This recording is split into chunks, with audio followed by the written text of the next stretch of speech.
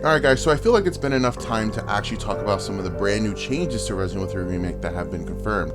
I didn't want to make a video just for one small thing if there wasn't too much to talk about it, unless that one thing was a huge substantial thing to talk about, but we've got quite a few things now confirmed for sure that is going to be changed, and you know, in general, things about Resident Evil 3 Remake.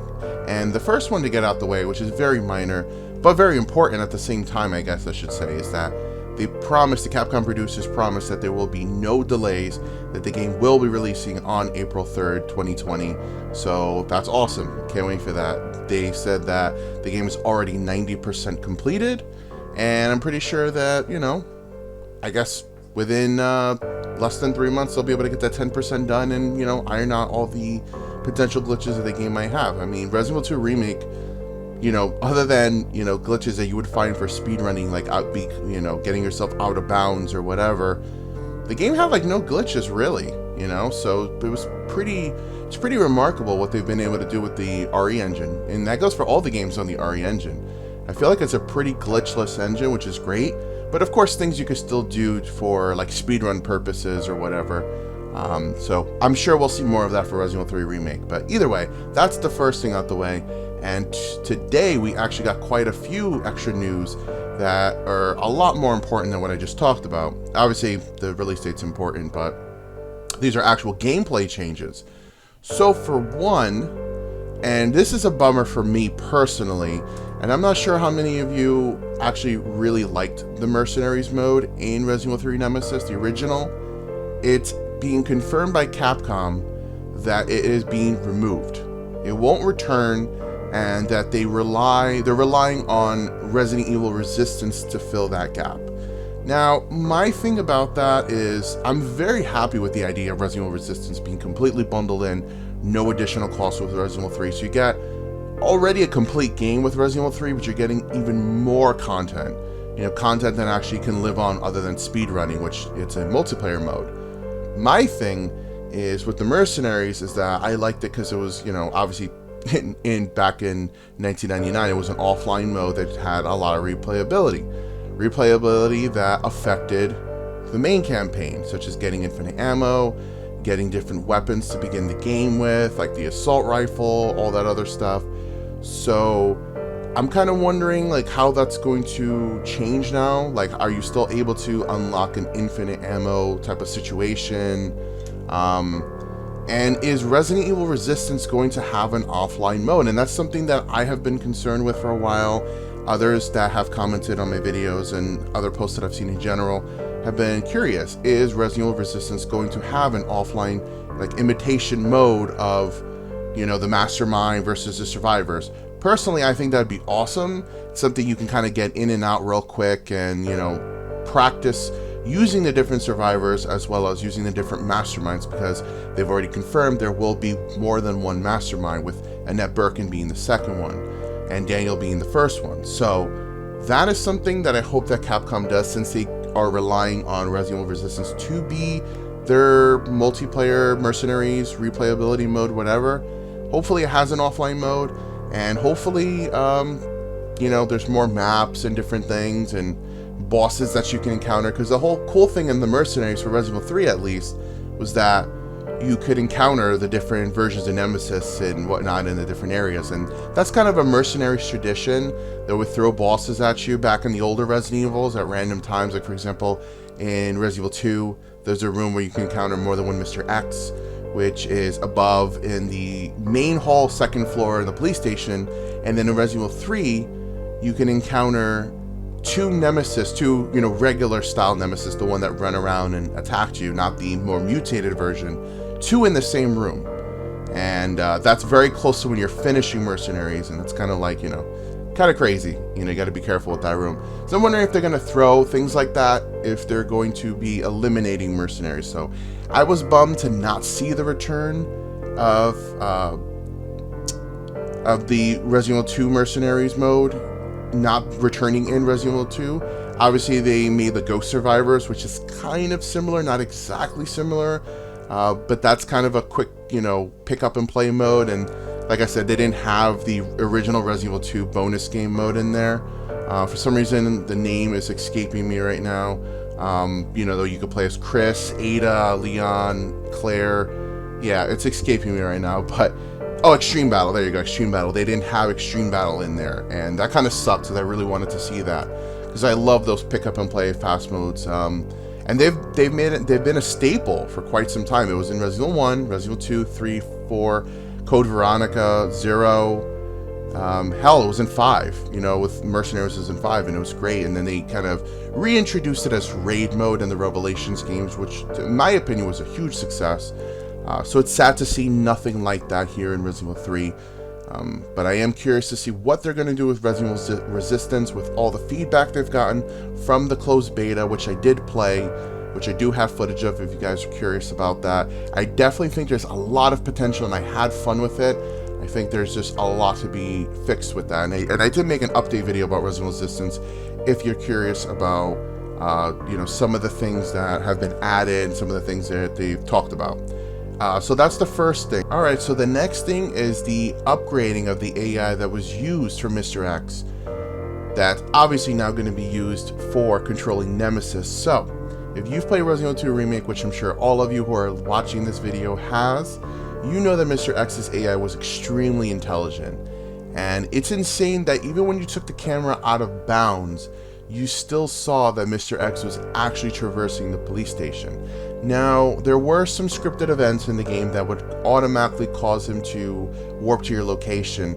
And it's even said that, like, and there's video proof of this, that if you were able to drag the Mr. X that's following you to the same area as the Mr. X that spawns from the, you know, scripted events, that you can actually have two at the same time, which has been already proven here on YouTube. I forget the user that first discovered it, but yeah, I remember the video. He was using Claire, and it's pretty crazy that you can get that to happen. But you know that his AI was extremely intelligent, and depending the difficulty that you played on, he was faster or slower, depending whatever. So Mr. X was insane, and it's crazy considering if you play the original Resident Evil 2, you know that Mr. X was only in select areas, and obviously due to the limitations of the game, once you went to the next area, he didn't follow you. They then upgraded that in the original Resident Evil 3 with, you know, Nemesis following you in a lot of rooms, and it was really RNG heavy, and that's kind of one of the issues of speedrunning Resident Evil 3 is just how random it is. Well, in the remake now, they said that he's going to be behaving differently from Mr. X. So he will actually be, considering Resident Evil 3 is going to be more of an open area than, you know, the police station in Resident Evil 2, he's going to be able to follow you like completely unscripted. So it's going to be absolutely insane. You're going to have to really like think your things out, and, you know, just like the original, but it's going to be so much worse. They're saying just how intelligent he is, and then of course, you know that that Nemesis wields weapons. So that's something to, you know, to wonder about how, you know, how scary it's going to be. Obviously, Mr. X can cause issues when you're speedrunning or even just a casual playthrough. So I'm very curious to see how Nemesis will actually play out, but they definitely say that his AI has been upgraded and he's going to be a lot more intelligent and a lot more, appearing a lot more, you know, frequently. So it's going to be cool. They also said the sound design will also be bigger. That'll be a bigger element of the gameplay due to having more open locations, and that you really need to rely on sound to avoid enemies. So, you know, again, without they're talking about this open world, I'm very curious to see how big Raccoon City really is, because it was pretty big in Resident Evil 3, but, you know, obviously that was over 10 years ago, and they've made quite a lot of upgrades to, you know, the different generations of hardware, and of course the engines, and just what the RE engine is capable of is insane. With Resident Evil 2 Remake being in my opinion, a masterpiece, just being such a phenomenal game, this one obviously being more improved, I'm just curious to see what they're going to be able to pull off. So we know that, yeah, Nemesis is going to be upgraded, his AI. We know that the game is going to be huge, open locations. The sound design is going to be a very big key factor. You're going to really have to listen out for enemies. And also, there won't be any multiple endings. So in the original Resident Evil 3, there are two endings. One that you can get that has Barry, which is the canon one, and one that doesn't. Personally, I'm happy with this change because that wasn't a really good choice of having multiple endings, it wasn't really a big deal. It was either, oh, he's piloting it or not, because if not, then it would just be Carlos and Jill. So I prefer the canon one, having Barry, because it's always cool to see Barry return. So I'm assuming that's going to be how this is going to play out. They did say that they were changing parts of the story, that it's not going to be 100% as you remember. Same with Resident Evil 2 Remake, same with the original Resident Evil Remake. So hopefully Barry still makes that return. I would love to see what his character model would look like in the RE engine as a real person. But yeah, I'm actually okay with this change because, like I said, the multiple endings in that game weren't really a big deal. It was just basically due to a small bit of choices that you made. Pushing Nemesis off the bridge or jumping off the bridge yourself when you're given that choice after the Raccoon City Park. So yeah, it's not really a big deal, personally. And then the final thing here is that Carlos will have more story. He was playable in the original, as I'm sure all of you know, when you play the section in the hospital, which I love that part. It's very RNG heavy, as most of the game is. Very intense because you deal with hunters there, but you're going to be able to play with him even longer in more sections. And one of the sections I think is probably going to be playable is when you're going to the RPD, because in the original initial reveal trailer, we now see a scene of Carlos going to the police station, which is something that we never saw in the original Resident Evil 3. So it's very interesting to see that we're actually going to be potentially playing that part out before Jill gets there. So, or maybe after, I have no idea. I'm going to assume it's before, considering it looks like Carlos was in the streets of Raccoon City before Jill was. So hopefully that's a section we get to play out, because I really, really want to see what Capcom would put in the police station prior to Resident Evil 2, considering we haven't got to see that yet with this new engine. We got to see it in games such as Outbreak File 2, and the original Resident Evil 3, of course, but not in their new narrative, the new things that they're adding. So yeah, Carlos is getting a bigger narrative role, so he'll have more story, hopefully more character. I liked Carlos in the original, but he's not really at all an integral part of the game.